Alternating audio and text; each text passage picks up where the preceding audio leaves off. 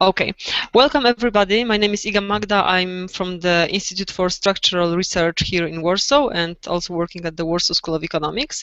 So welcome to the video conference, the Google Hangout on inequalities, inequality of opportunity that we have organized today.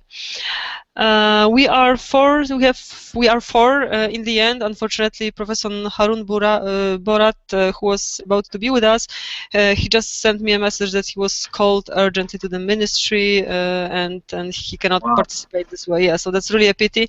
Perhaps his colleague will be able to join later, but since it's like very information came a while ago, I'm not really sure whether they will be able to join. If so, then somebody will replace him during the hangout.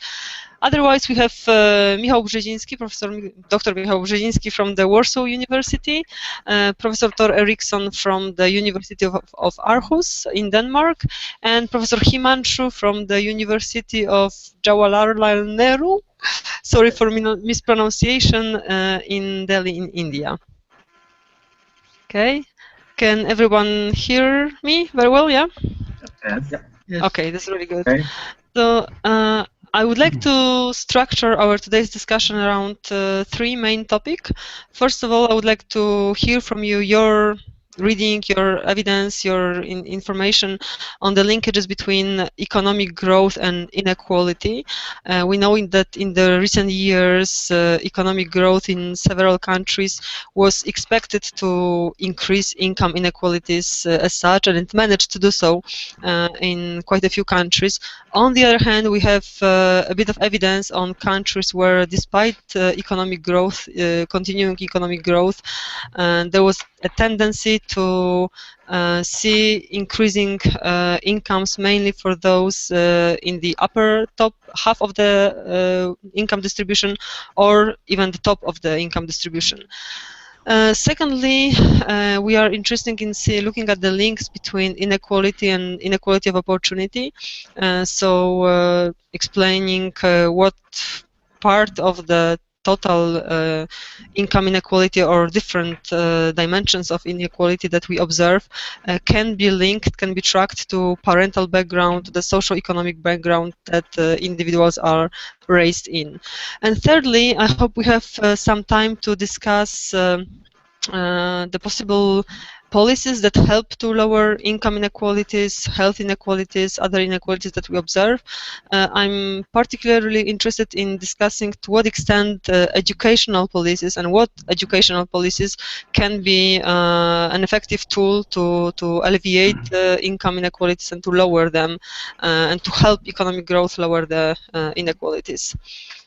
Okay, so if we could just try to structure our discussion around those topics, though, of course, if you see other important issues you would like to raise, feel free to do so.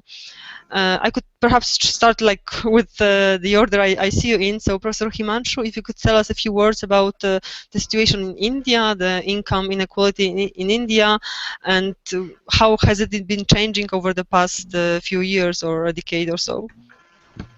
I think in India now we are looking at a very high rate of growth, and we are now turning out to be one of the countries with the highest rate of growth. But I think in the last 20-25 years that we have had periods of rapid acceleration in economic growth, we also have seen economic inequality rise very fast. And this rise in economic inequality has not been just in just the income dimensions or consumption dimensions, but it has also been in various other dimensions. Some of the dimensions that we've already talked about, that poor people have been left out, people who have been generally been marginalized or excluded, or people who have not had access to education, health, or nutrition, are the ones who have been left out of the growth process itself. So the growth itself has been something which has led to rising inequality. And I think we have to look at inequalities arising out of the process of growth, and in what ways can the process of growth itself can be more inclusive or more participatory to include more and more people in from the marginalized communities. The inequalities that we are talking about in India, generally people think that India's inequality is very low, but that's simply because we measure inequality in terms of consumption. But we do have estimates of inequality. If you look at the income inequalities, not only are they increasing, but they're also at a very, very high level. So the last number that we have on Gini coefficient for income inequality, that was roughly around 0.55. So that's a very high, pretty high number that I would say. And but somehow the broad numbers mask the level of deprivation that we have. So while we have a large number of people who have been joining the clubs of billionaires, but a large majority of people have also been remaining poor and continue to remain poor. So I think the issues that we have to we are grappling with is how to make sure that the growth that we are getting in the country is not just inclusive and including more and more people as part of the growth process itself, but how to distribute those growths to those people, those who have been left out. And I think we are not reaching any conclusive answer to this. And the current policies, more or less, are indicative of the trend towards rising inequality. And I think that's something which will be a question for political stability, but as well as economic stability of the country.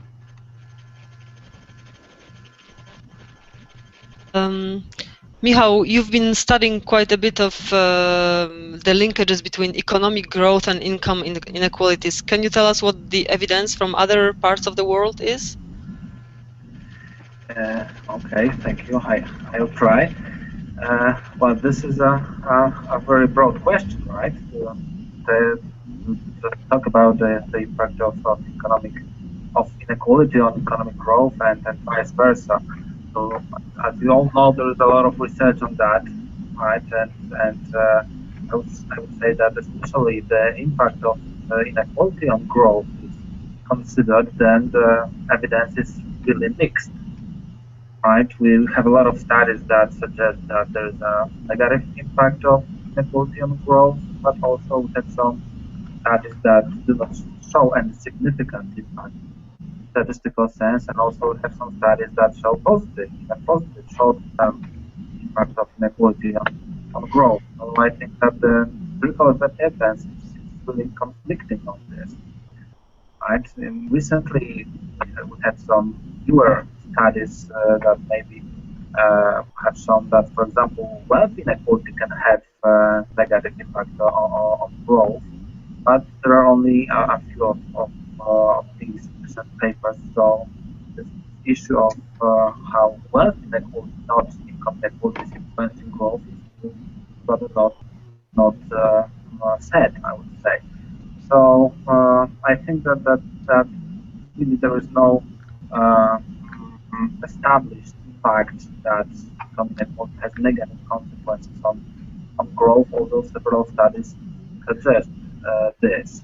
So I think maybe that in future, if we will be able to collect more data, or be able to conduct some studies on individual countries, because as we all know, right, the empirical problem with this research is often related to the bad comparability of income inequality that in countries.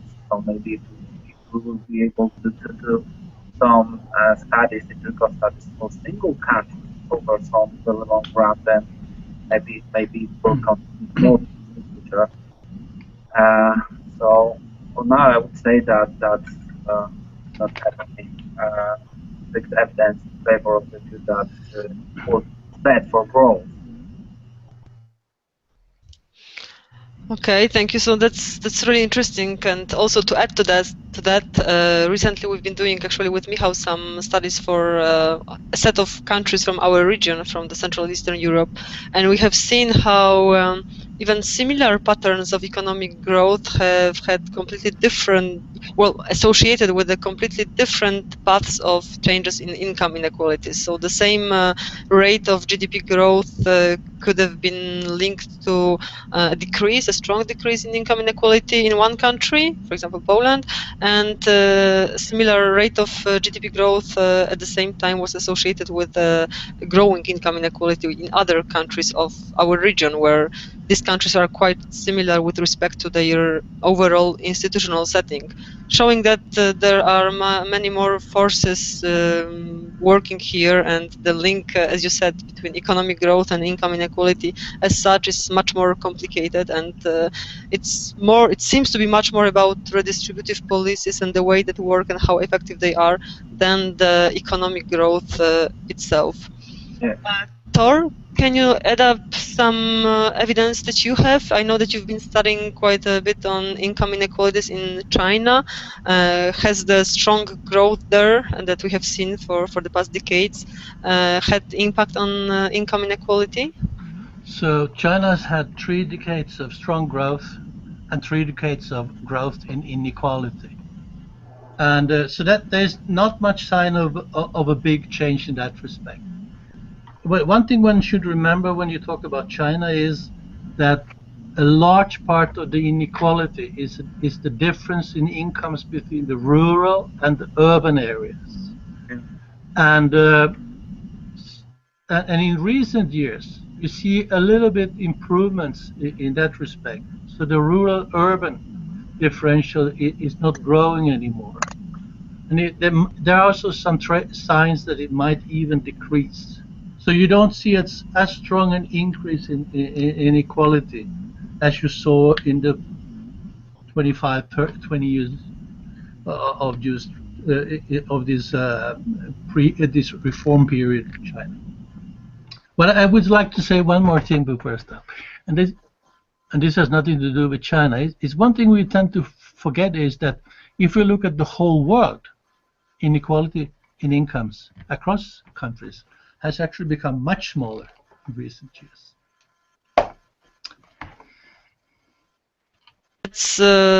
That's true. That's very important to note that if we focus on particular countries, we have much more evidence on growing inequalities. Although from the global perspective, with the rising incomes of people in Asia and also in Latin America, the overall income inequalities, they are decreasing, and that's a very good sign.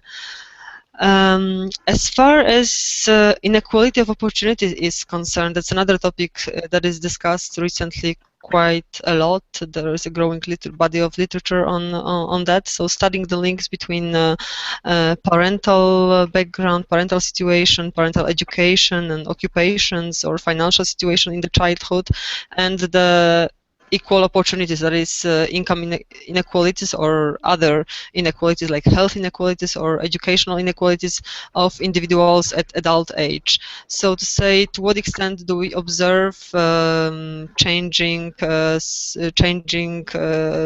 mobility, to what extent do we have social mobility, and to what extent are those linkages between the income inequality and parental background still strong, and how are they changing? I'm not sure, but I think Himanshu somehow disappeared from from our. So perhaps Michał, you could say us a few words about it. Okay.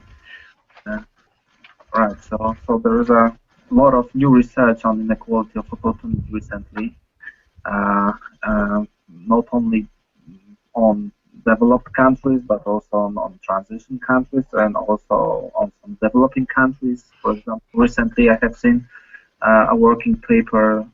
In fact, it was published this month from the World Bank that was devoted to the estimation of inequality of opportunity for sub-Saharan Africa countries.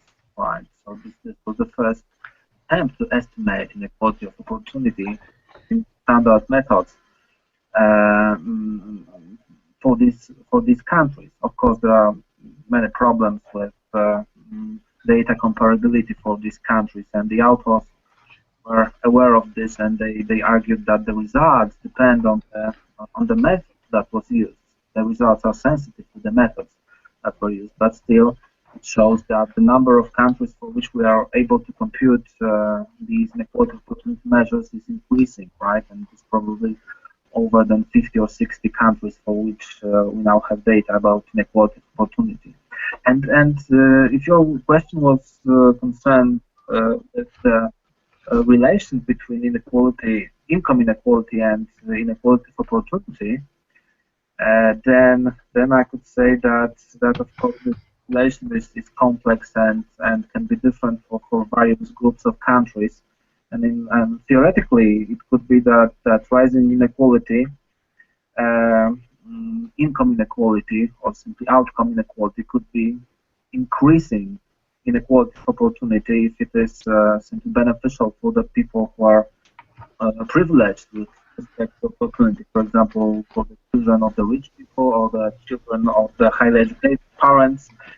So increase in income inequality that we observe in many rich OECD countries in recent decades could also increase inequality of opportunity if it would simply be beneficial for the people with strong family background, for example.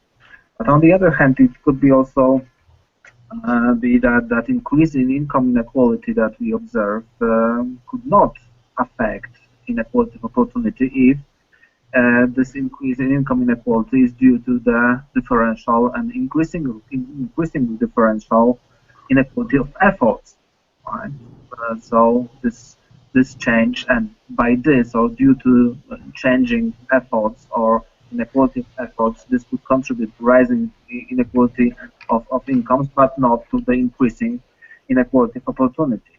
So I think that this should be studied empirically, because theoretically it can go both ways, and I think that there is really not enough, or maybe there are no studies that would analyze how inequality of opportunity is changing over time for many countries. Maybe there are some such studies for the USA, for example, but not for many other countries. So this is the issue that surely should be studied more.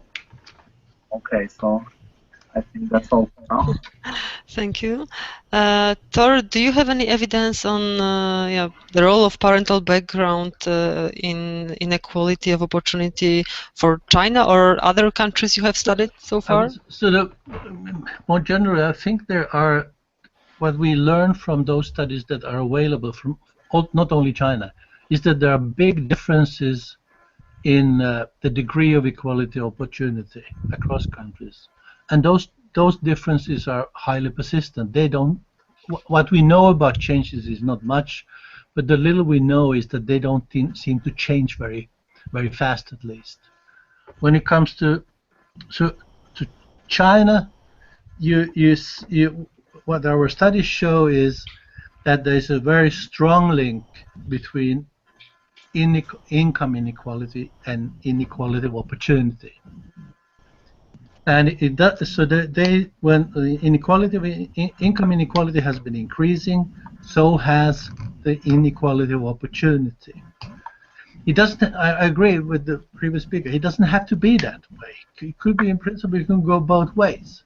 But at least for China and for some other countries, where we can observe big changes in income inequality over time, those changes seem to go hand in hand with an increase in inequality of opportunity. I see. Yeah, it was also, I was only looking at the estimates of inequality of opportunity for European countries, but it was already striking to see how much there are differences of the degree of unequal opportunities among the European countries, although we tend to have, from the global perspective, quite similar even income levels of or institutional setting that could explain those equal opportunities or unequal opportunities. So that's really interesting to go deeper into that and to study what are the real determinants of those unequal opportunities, and perhaps we could discuss it a bit more in the next minutes. Himanshu, we lost the connection, so I'm not sure whether you heard the question, but we are discussing the issue of changes in inequality, in the income inequality that we observe, and how are they linked to changes in, if they are linked to changes in inequality of opportunity. Is there any evidence for India or other countries you have studied on income inequality of opportunity and its linkages to the overall changes in income inequality? I think you are very well aware of the Great Gatsby curve, which has already been talked about in the case of the US, and very well known that countries with very high inequality are also the countries with the least intergenerational mobility.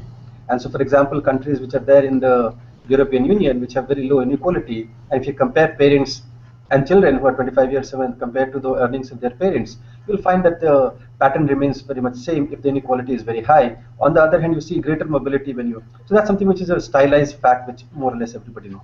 But I think the reason, and in India it is not very different, but in India the income inequality is also added and basically works in conjunction with inequalities that arise because of your social status. For example, the status of women, and women will particularly feel disadvantaged if and higher inequalities lead to greater disadvantages as far as women are concerned, or people who are coming from backward caste or scheduled caste, which is the lower caste in our society. The reason why this happens is also because the higher inequalities lead to a very vocal class of people who have greater command over resources of the economic growth. And I think that is where economies in the state have to be very, very clear as to have policy of redistributive transfer, which can go to the poorest section of the people, and have universal policies, universal civic services, for example, basic services such as health and education. And the higher inequality also means that these services become more and more exclusionary. So you have private education, you have private health, and these basically come on. I mean, these basically add to the kind of inequalities which is basically available in the labor market, or we are talking about in the capital market. So I think higher inequality not just leads to a distortion in the distribution of resources by the state and basic services, but it also leads to, and that's something which is an expected outcome. So I think the European Union example, or the countries in the Nordic countries which are there, which have lower inequalities.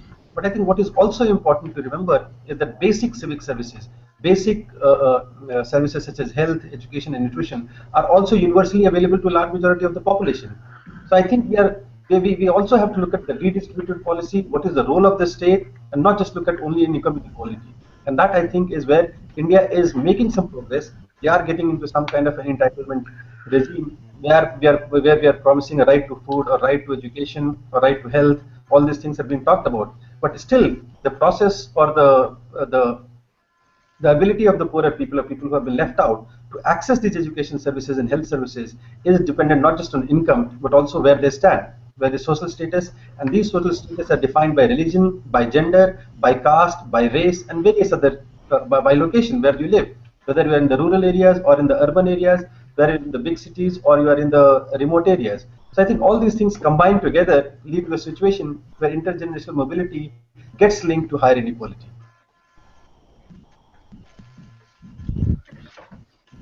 Yeah, that's interesting to hear and to read about the basic services, because I think this is the message that we are getting and sending across the world, that how important they are in providing those equal opportunities.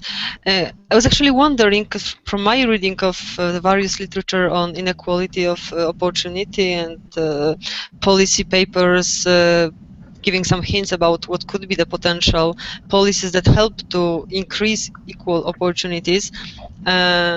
From my reading, most of the literature for the OECD countries or EU countries tends to show the role of inclusive growth in the sense of inclusive labor markets. That means offering as many jobs as possible to all people, helping them to access those jobs. So more like skills upgrading, helping with active labor market policies, but helping people to enter jobs, which this way provides them with income. And this is the best way to lower income inequalities, by helping the poor out of labor market inactivity. For other countries like Asian countries or Sub-Saharan Africa, I think education and health services appear to be much stronger determinant of the access to better incomes and policy that could help to lower income inequality. What is your view on this? I mean, do you agree with from what I understand from this literature, or do you have other conclusions in mind? Thor, I would like to hear you first, perhaps. Okay, so no, it's absolutely true. So what you find for countries like North America, EU, you have a lot of emphasis on education and labor markets, and less so in Asia, where other factors are important. So let me start by saying that if you look at countries like Latin American countries, for which there are a lot of studies on equality of opportunity. So what the key factor there seems to be parental education. So that is very much transferred from one generation to the next. So you don't see as much in, for instance, in China. At least not in those studies we did for the 90s and the first 10 years of this century. There it seems to be other factors that parents, employers, if you work for the government or you work in state-owned enterprise, they seem to be much more important than income. So income is not always income. It's also the network, the connections you have. It's resources in a broader sense. And I think it's very important what we heard before, that you should not only look at income. Health is equally important. So health and nutrition, especially in developing countries, are as important as education. And if you look at in countries like China, you see that there's a strong intergenerational correlation in poor health. If your parents are in poor health, the children are much more likely to be in poor health. And this is especially true in the rural areas. And that means that if you can improve a parent's health, you also improve the next generation's health status. It's not only, so it's a kind of it has these long-term effects which are extremely important. The same thing. So that means that, what does that mean? That means that when you talk about improving equality of opportunity, you should probably start very early in persons' lives. So it's early childhood conditions. We know from a lot of recent research in health economics and also in medicine that the first years of our lives are extremely important for our health conditions as adults. And the same thing is true for cognitive skills. They develop very early too. It's before we go to school. That's something that Jim Heckman, the Nobel Prize, has been emphasized several times. It's too late to start putting a lot of resources into children when they are at school. You should spend a lot more of them before they go to school. That's one of the big difference, for instance, between Europe and North America. So Europeans spend a lot more time on preschool children. But it's important to the same thing is true for health. Health care for kids when they're very young has enormous effects on their adult health.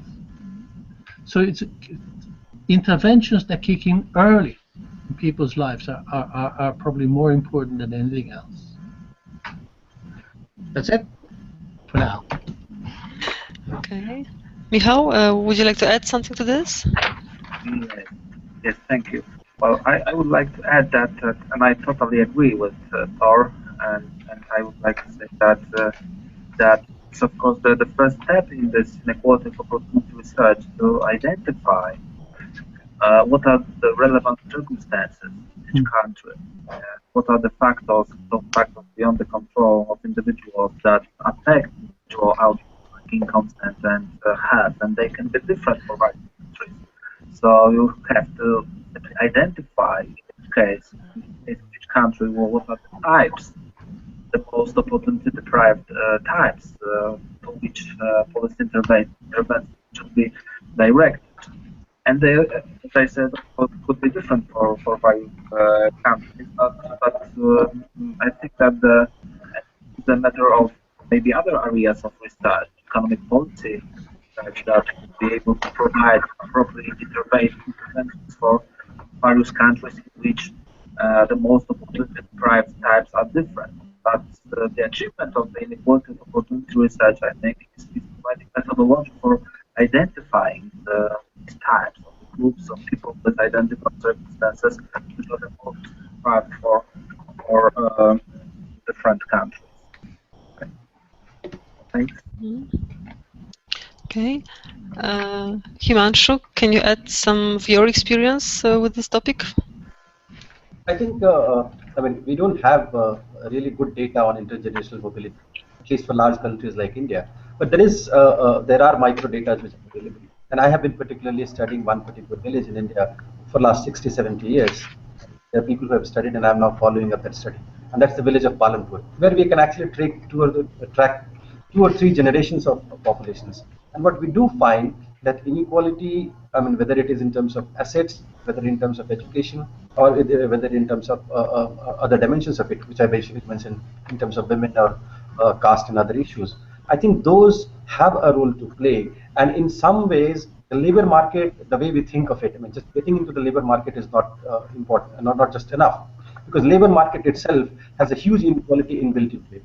Your level of education qualifies for as to how much earning you can get, but also the issues of network, for example, your ability to corner a particular job depends on not just your networks, your social contacts, but which religion you belong to, which caste you belong to, which location you belong to. So I think in that sense, I mean, in some sense, inequalities basically pile up on each other. So they basically are reinforcing the kind of deprivations rather than just getting one access into labor market is not going to take you out of that. So I think in that sense, I mean, our study of the Palanpur for the last 60 to 70 years basically confirms that it has to be the role of universal services. It has to be making labor markets more and more responsible, making affirmative actions have to be instituted to make sure that the labor markets and the asset markets, in that sense, respond to those stimulus rather than simply getting them into the employment and making them part of the workforce.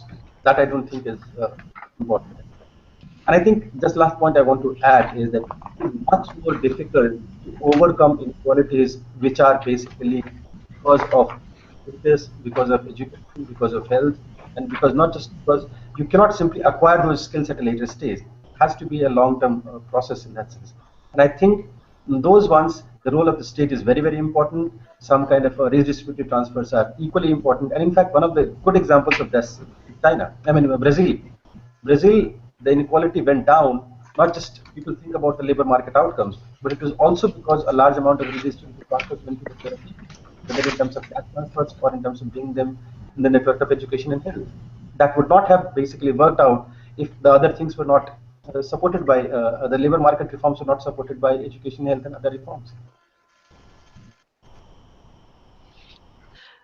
Thank you. Yeah, I fully agree. When thinking about this this conference, video conference, and the topics we would like to cover, I was actually wondering whether I would be able to have somebody who could cover Brazil, because their redistributive policies seem to be quite effective, despite still, of course, several problems that arise in redistributing and alleviating the income inequalities that have arisen. And although we all agree that putting emphasis on the early stages and early interventions is the most important and most effective, we have to think of the people who are now adult and still not getting any benefits of the economic growth that is observed, and benefiting mostly those in the upper parts of the incomes distribution.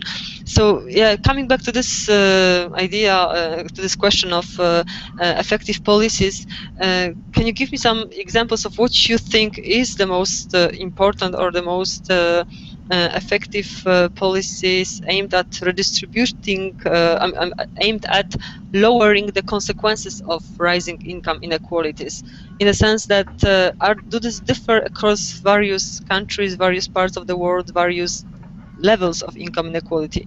From European perspective, we tend to again emphasize the role of inclusive income markets and access to jobs, good quality jobs, jobs with offer decent earnings. But from my understanding, for other countries, especially those with higher levels of income inequality, access to basic services or redistribution via transfers and via, I don't know, pension systems appears to be more important. Am I right? Yeah, I mean, you're asking me that. Or whoever wants to start. Himanshu, yeah. Yeah, so I mean, I think it has to be. I mean, I will say not just the redistributive transfers, which are very, very important, but in some ways the political balance has to be restored between what the government can do and how the process is. Because ultimately, just a redistributive transfer does not attack the root of the problem, which is that the economies, when they're in the process of growth or in the process of production, do lead to increasing inequality.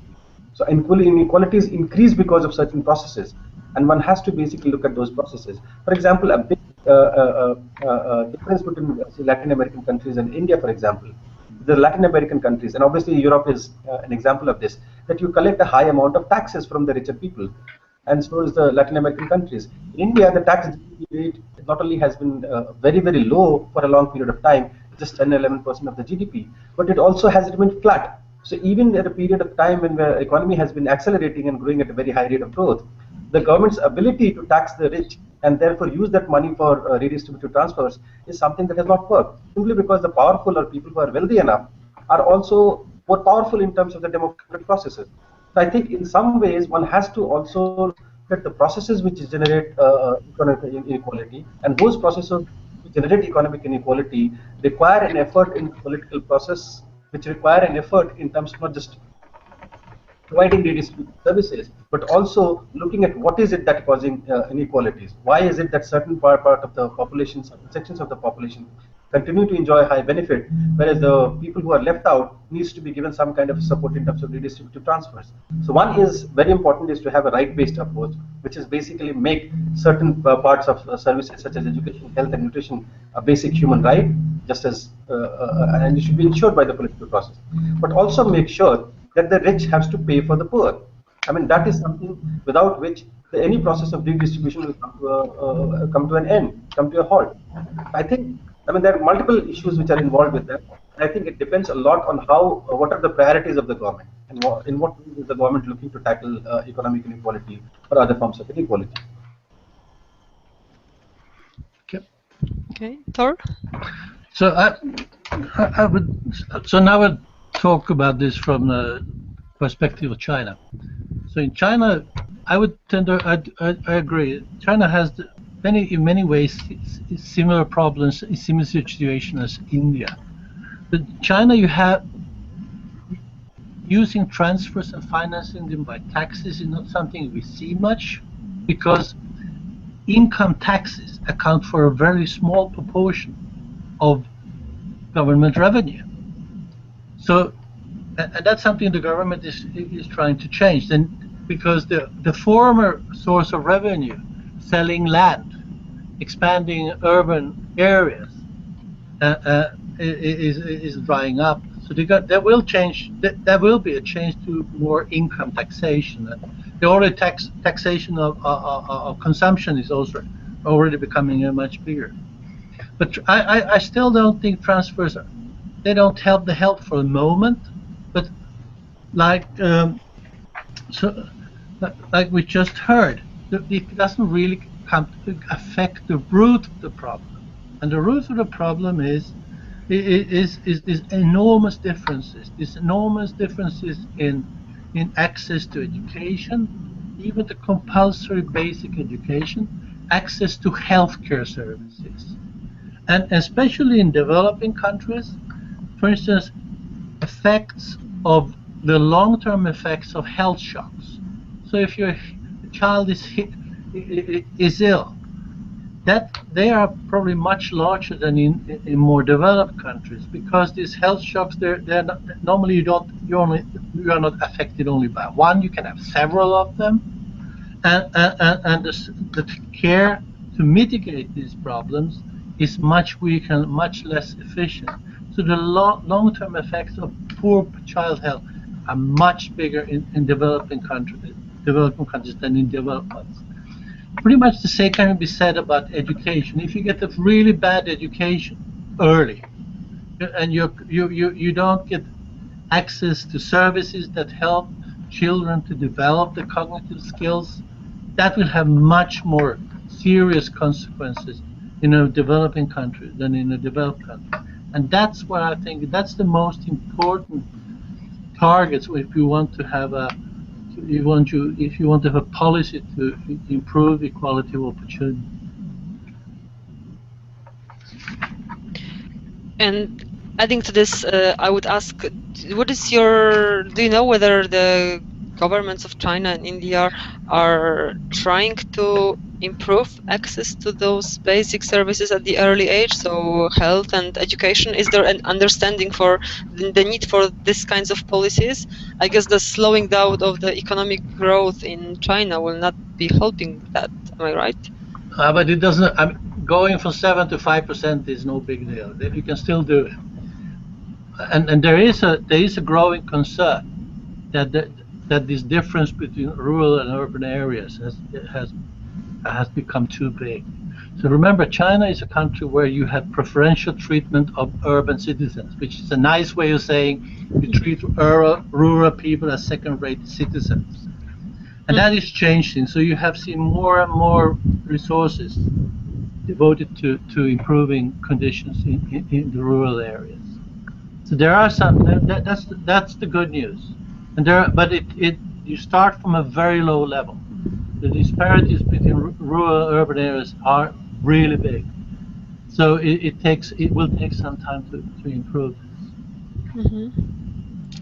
And in India, do you see this shift in the policies trying to help those with disadvantaged background and via basic? I think India, at least in the last 10 years, the issue of inequality has become important, and there have been efforts to include some of these basic services as part of. Now we have legislative acts which guarantee right to education. For example, there is an attempt on the National Food Security Act which gives you, for example, Employment Guarantee Act which gives people some kind of employment labor support in the rural areas. But I think the issues are still lack of resources. Therefore, even though the government would like to do much more in terms of agreed upon, there is a large amount of work that needs to be done. And therefore, I mean, there are also, we have affirmative policies which go back from to the 1950s, and from then onwards we have been ensuring affirmative policies. I think the challenges are much more, and those challenges do require an intervention at a very, very early stage. And any more delay in ensuring those services, because our quality of education services are very, very poor in the rural areas or in the urban services, particularly the public health facilities or public education policy. Although we recognize the problem and we are willing to do that, those policies have to improve. And what is already is that sometimes the services for poor are also poor services. What you see, people generally go to educational institutions which are poorly staffed. They don't have any infrastructure. They don't have any qualified teachers. And same is the health facilities. So just providing access will not be enough. There has to be a concerted effort in making sure that not only these services improve, but they reach a larger population that is currently available in a large majority of rural areas. So I think the challenges is recognized, but I think we are still far away from reaching those, taking a concrete step towards really making it accessible and making it a basic right to every citizen of the country. True. And my last question would be what are your views on the prospects of changes in income inequalities in the years to come, especially given the demographic changes that we observe, so population aging, which is already hitting many of the world countries and will be more and more dynamic in the next decades to come. I think at least in India, the issue of inequality has become an important issue. That has led to not just some kind of a protest from people or some kind of a resentment against the government policies. That has forced government to take steps. I mean, at least in a democratic country, that is the advantage that you have, that people will come on streets and they will start protesting. So that's something which has started happening. And as a result of which, governments have become much more. I think this is a long-term process. And at least in economic terms or in terms of economic policies, we still don't see those kind of changes happening. So our policies, economic policies, are still geared towards growth, and growth basically means giving more and more advantages to the people who are capitalists, or people who have more money, because they are the ones who seem to be investing more, and they are the ones who seem to be creating more and more employment. So at the end of it, we are caught in two different directions. One where the government does recognize the problem, but we do see the problem that it will be at the cost of, that is what majority of people, I mean, at least in the government feel, that any attempt to reduce inequality has a trade-off with growth rates. And if there is a trade-off with the growth rates, that might have an implication on the foreign capital that they're going to get, or for example, the middle classes may have a problem. So I think the whole rebalancing is not just an economic issue, it's also a political issue. And I don't think we have a political leadership at the moment, which is basically willing to take the tough decision that we will sacrifice growth, or we will come down on growth to basically have policies which reduce inequality.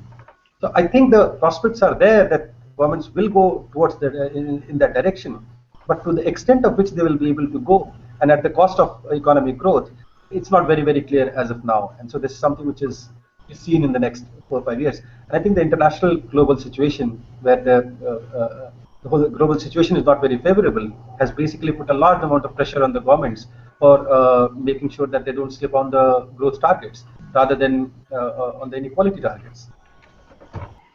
Sure, thank you. Thor? Well, it's very difficult to say, but if you take a sort of more optimistic view of it, then so the problem with huge income and health and educational disparities is something that is recognized in China, and especially the fact that a big part of the solution is reducing difference between urban and rural areas. That makes me more optimistic because very simple reasons. One reason is that you need to do something about lifting the rural areas because that's the areas where you produce the food for these 1.3 billion people. So food security, as they call it in China, is one of the big issues. They're worried about that they cannot food their own people. So you want to have sort of Chinese society seems to be very occupied with ideas that you have to be self-sufficient when it comes to food, and that is clearly one of the big challenges. And if rural areas don't become nice places to live, and Chinese government is also very sensitive to so-called social unrest, and you see that more and more, generated by that people feel that they're treated unfairly, and the differences in incomes and resources are not justified. It's not only bad luck; it's due to other things. So there is a pressure to. But on the other hand, you all remember that we're living in a situation where there are so many economic risks in so many areas. So it can easily. If the world economy is hit by severe shocks, it can easily be the case that income inequality, quality of opportunity, it will not be highest on the political agenda. That's true. This number of problems that arise from different dimensions, it seems to be growing. Michał, is there anything you would like to add? Well, I can only add a short comment, maybe not on China or India, but generally about the future of inequality and inequality of opportunity, that maybe this risky factor, right, technological progress, right, automation of many jobs, right, and this process is, as we all know, substituting for machines for humans in these many jobs, complementing other jobs with high qualifications, and this probably will have or could have a huge impact in or further future on the growing differences in wages for many laborers and contribute also to rising inequality of opportunity in the future, I think. Okay, thank you. Okay, so I think we've discussed all the issues I hope to discuss with you. So I will just try to briefly summarize what you have learned today. First of all, it's interesting to see on the one hand that the economic growth, despite expectations, was rather associated with higher income, growing income inequalities rather than lowering it.